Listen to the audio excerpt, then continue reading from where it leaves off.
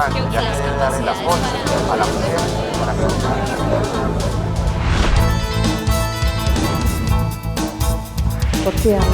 Exprésate en voz alta. Signos de alarma que la puede golpear. Los adolescentes tienen derecho a orientación y métodos anticonceptivos. Mi cuerpo es mío. Mi cuerpo es territorio seguro.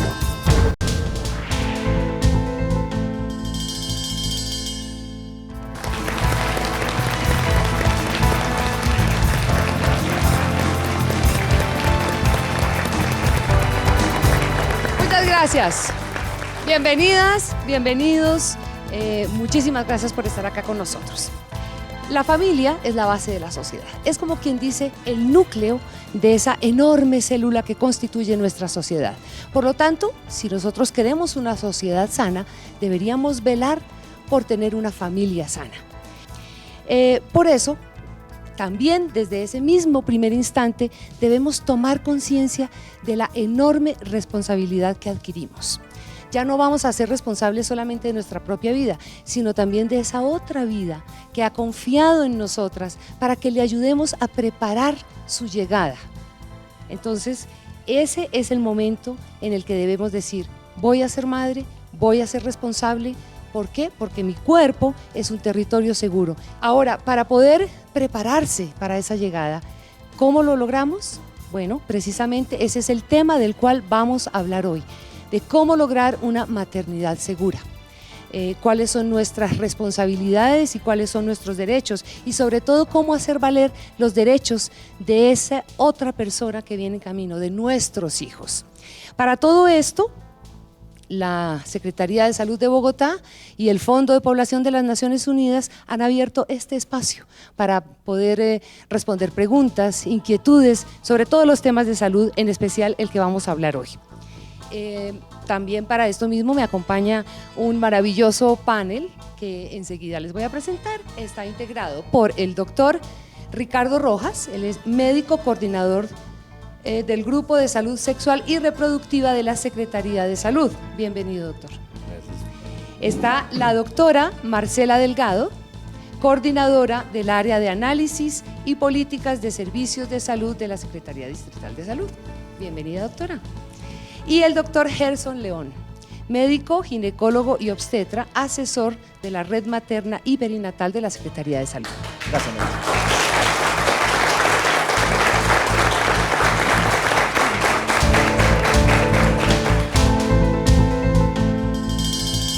El impacto de las muertes maternas en el núcleo familiar es quizá la tragedia más grande que puede sufrir una familia. Es la pérdida de una vida joven, de una mujer joven, pero es la pérdida del eje del hogar, es la pérdida de la mujer que muchas veces en la pobreza también es aportante de los recursos de sustentación, pero es la orfandad de un hogar y la viudez de un hombre que usualmente tampoco sabe vivir solo.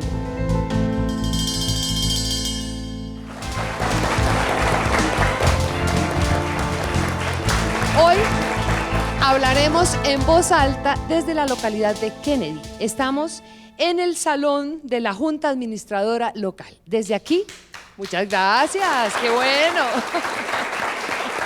Muchas gracias. Desde aquí hablaremos hoy sobre este tema que tanto nos interesa, una maternidad segura, cómo lograrlo. Pero antes de entrar en materia, yo los quiero invitar para que veamos y escuchemos qué piensa la gente de la calle de lo que es una maternidad segura. Una maternidad segura es una maternidad, primero que todo, responsable.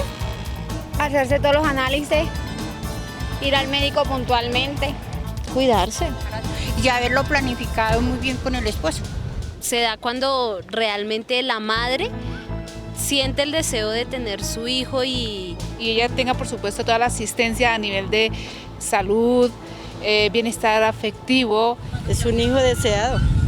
Y teniendo la prevención de todo lo que hay que tener en cuenta, ¿no? Muy bien, ahora sí vamos a entrar en materia, como dicen. ¿Por dónde comenzaríamos a hablar de una maternidad segura? Doctor Gerson, podríamos decir, Lo de los controles, ¿qué es lo que siempre uno está pensando? Que si van a controles, que si no van a controles, cada cuánto hay que hacerse los controles y sobre todo, ¿desde cuándo hay que empezar a asistir a los famosos y necesarios controles?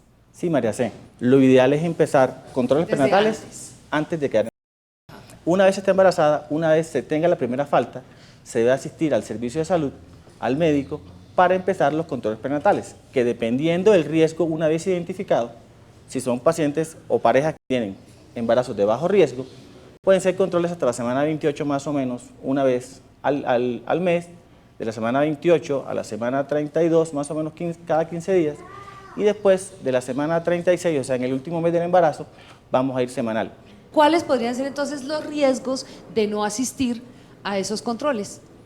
Si la paciente llega embarazada y ve que la barriga no le está creciendo, pero para ella dice que como no estoy comiendo bien, supone que es que porque no come bien no le crece la barriga y lo que estamos es enfrente de una restricción de crecimiento intrauterino, o sea, el bebé no está creciendo, no le está llegando oxígeno y una de las complicaciones más frecuentes cuando eso pasa es que el bebé se muera dentro del útero.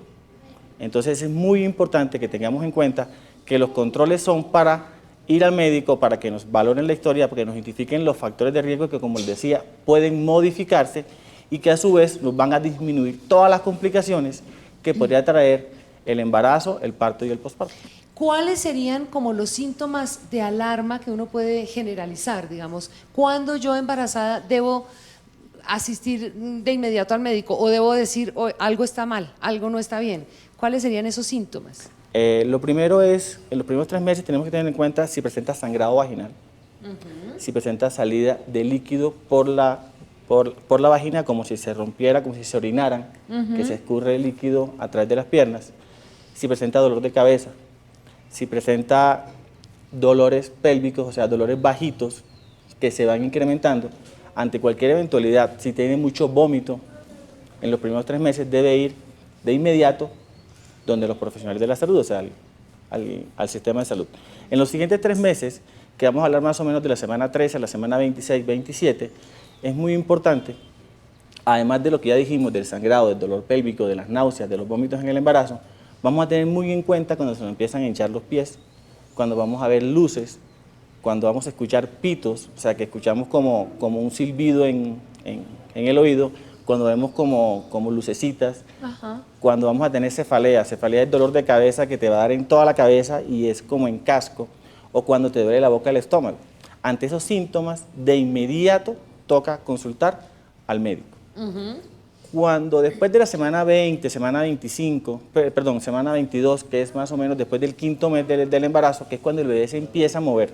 Bueno, el bebé siempre se está moviendo, pero cuando la pareja lo siente, sí, cuando siente los movimientos, las pataditas y todo las eso. pataditas, encontramos que decimos, bueno, ¿cuánto se debe mover el bebé? O sea, el bebé se debe mover después de que yo coma, ¿sí? Más o menos unas 2 o 3 veces. Hace un promedio de 10 movimientos al día, pero siempre que yo ingiera alimento, siempre que coma, el bebé se debe mover, unas 2 o 3 veces. En los últimos 3 meses del embarazo, para terminar, encontramos todos los síntomas y los signos que ya hablamos de los primeros 3 meses, unidos a los síntomas de los segundos, vamos a recalcarlo en el tercer trimestre, hasta los últimos 3 meses del embarazo, donde nuevamente el dolor de cabeza, ver luces, se le hinchan los pies, el dolor en la boca, el estómago. Aquí toma un papel muy importante estar pendiente de si se me sale o no líquido, porque es que muchas pacientes dicen, no, eso punto fue orina, pero no. Debemos consultar al médico para que nos pueda valorar e identificar si lo que estamos es enfrente de una ruptura de membrana, o sea, se rompió la fuente y es muy grave, no solamente para el bebé, sino para la mamá también. ¿Por qué será que siempre somos las mujeres las que nos sentimos con la única responsabilidad de asistir a los controles, de ver que el embarazo vaya bien? ¿Cuál es el papel del hombre ahí realmente? Bueno, vamos a hablar de que, como decía el doctor Gerson Luis, el papel aquí es de la familia y es de la pareja, ¿no es cierto? Por supuesto que el compañero, el papá de ese bebé que viene en camino, es una responsabilidad muy grande. Debe ser de apoyo en lo emocional, por ejemplo, de estar acompañando. A veces hay mucho llanto fácil, claro, a veces hay mucha irritabilidad, ¿no? Mucha sensibilidad. Ese acompañamiento en lo emocional, entender que ella está viviendo un proceso diferente en su vida. También mirar la parte económica, también hay que ir planeando y ayudando a planear la vida, no solamente ahorita, en este momentico, sino ir también mirando, bueno, que se debió haber hecho desde antes, pero también aquí hay que empezar, bueno, ya hay que empezar a pensar no solamente en estas dos personas, sino en otra que viene en camino. En la tercera. Claro que sí. Y por supuesto en todo el acompañamiento, en todo el proceso. Es importante para una mujer que está en embarazo el acompañamiento y el apoyo de alguien a su lado. Sí, Por eso la Secretaría de Salud está implementando en todos y cada uno de los puntos de atención el curso de preparación para la paternidad y la maternidad. Ajá. ¿Qué queremos con eso? Primero, porque es un curso integral donde le va a enseñar a cada una de las mamás qué le está pasando en su cuerpo, qué significa estar embarazado, ¿sí? Y cuáles son los cambios que está sufriendo ella en su cuerpo y ese bebé que ella está gestando. Ajá. Lo otro que pretendemos es la parte activa del padre. Entonces, en estos cursos se prepara no solamente la mamá para ser mamá, sino el papá para ser papá. Y se están generando y se generan unos lazos de afecto, sí, de compañía. Ahora, si yo no tengo pareja, pues cualquier miembro de mi familia me acompaña, ¿no es cierto? Pero lo que queremos es ver que la mamá no está sola, que tiene gente que la está acompañando, que está rodeada de gente que la apoya, que la quiere y que la está guiando en su camino para que tenga una gestación feliz.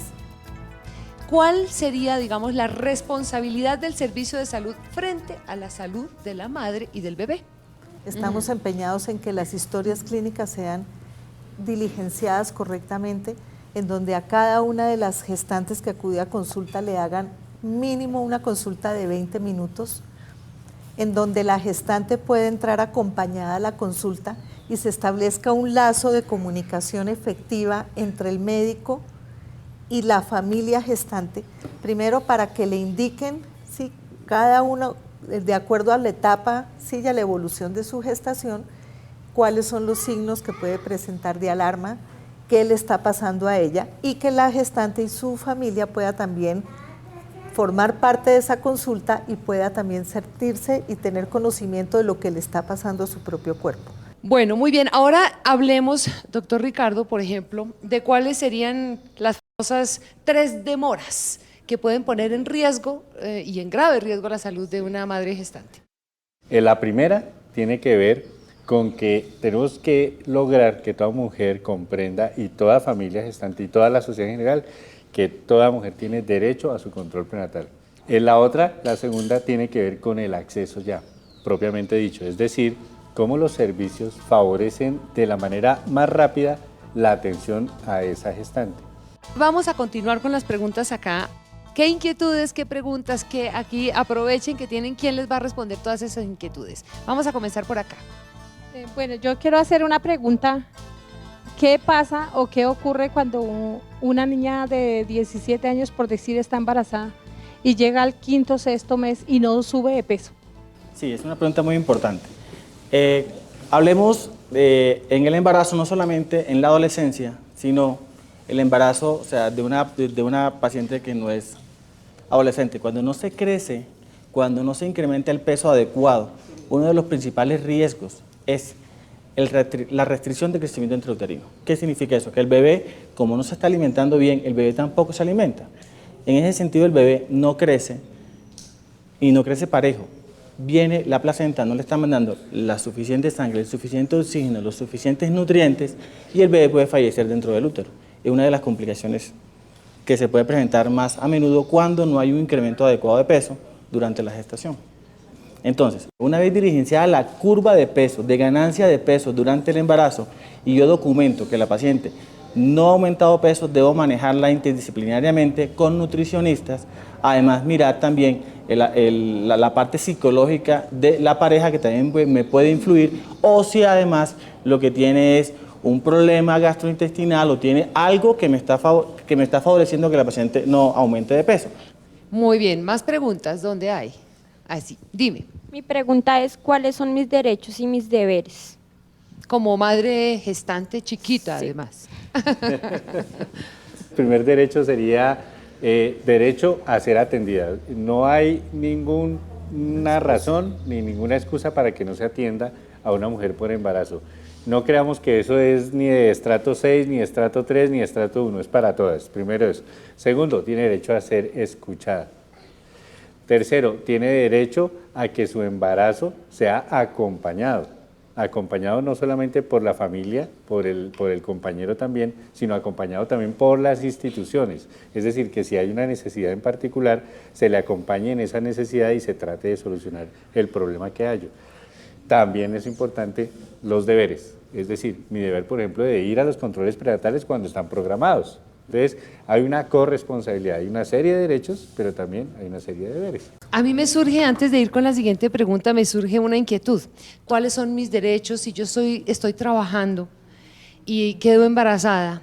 Que aquí viene un problema, o las dejan sin trabajo, porque está embarazada y es mujer problema, o porque tiene que ir muchas veces al médico y entonces está faltando mucho, entonces tampoco me sirve. O sea, ¿cuáles son ahí también mis derechos ante la sociedad en general?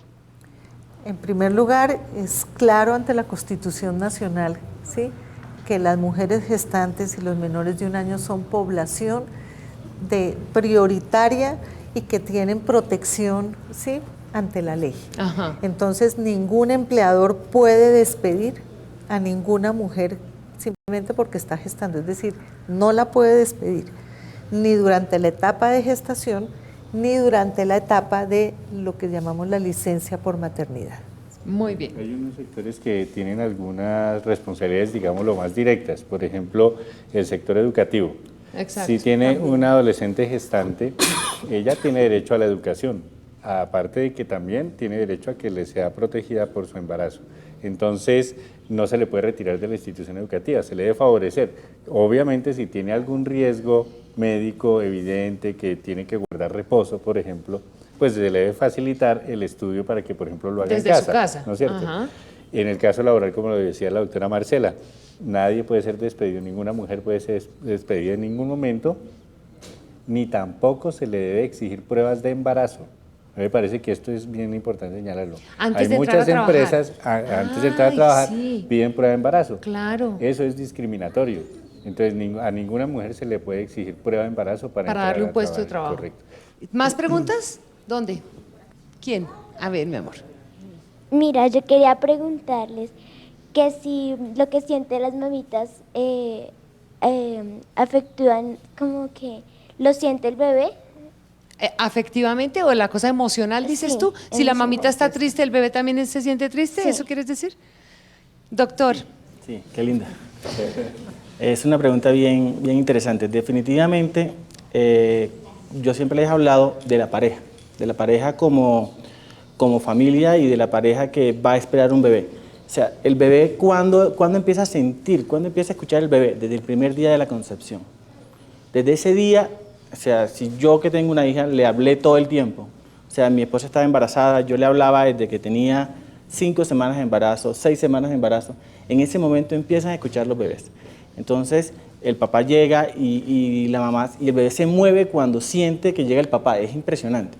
O sea, el bebé siempre va a sentir desde el proceso de la concepción y obviamente después del parto. Ustedes ven que cuando un recién nacido nace, le agarra el dedo al papá y no se quiere soltar. Sí. Es eso, es que es ese grado de afectividad que viene creciendo desde todo el embarazo hasta el final. Uno cree que porque está en la barriga no siente, no escucha, no. Él escucha, él siente. Hay estímulos que pues, en la medicina se han documentado. Yo le coloco luz al bebé en la barriga, el bebé se mueve buscando la luz, o sea, él ya está sintiendo además el calor. Es muy importante que durante toda la gestación estemos con él como pareja. A nivel social el impacto se agrava porque usualmente las muertes maternas ocurren en personas pobres, en mujeres pobres. Entonces es una circunstancia que agrava los niveles de pobreza, pero además es una pérdida de capital humano, una pérdida de recursos y sobre todo es un detonante demostrativo de la desigualdad, de las condiciones sociales, de la inequidad social y de la inequidad de género. Es definitivamente un factor que muestra la inequidad de género. Hemos propuesto ver a la mortalidad materna, la razón de mortalidad materna, como un indicador del desarrollo, y es fácil demostrarlo. Los países desarrollados tienen índices muy bajos de mortalidad materna porque tienen índices muy bajos de exclusión social y tienen mejores condiciones de equidad entre hombres y mujeres. Los países pobres, menos desarrollados, tienen los índices más altos de mortalidad materna y en este sentido podemos decir la mortalidad materna es un indicador del desarrollo.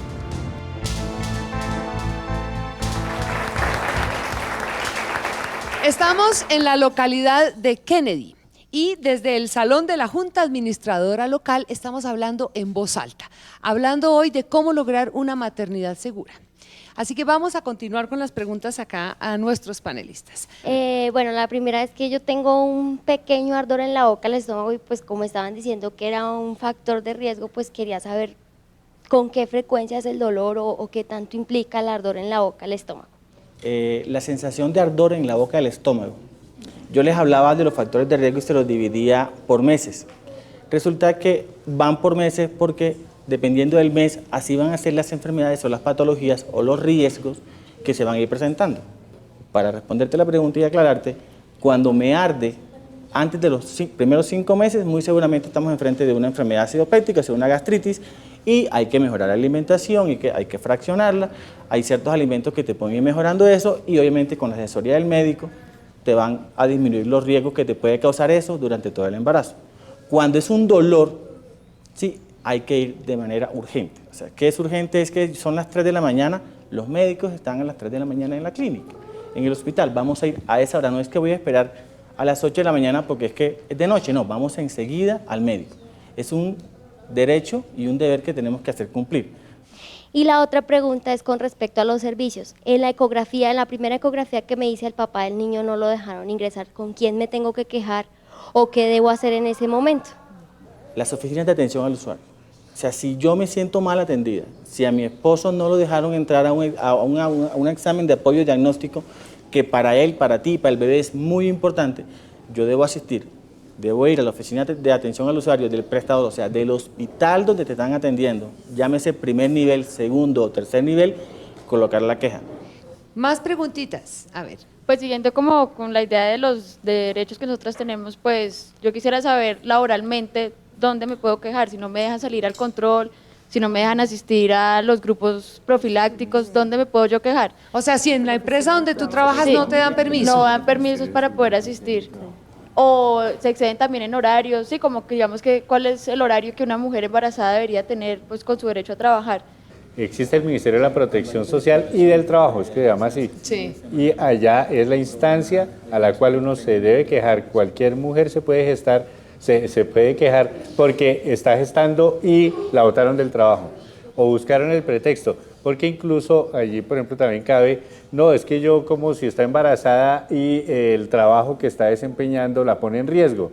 No, tiene que reubicarla dentro de la empresa a desempeñar un trabajo mientras termina su proceso de gestación y lactancia incluso, y se le debe garantizar, favorecer que asista a los controles prenatales. Es que usted está yendo mucho al médico.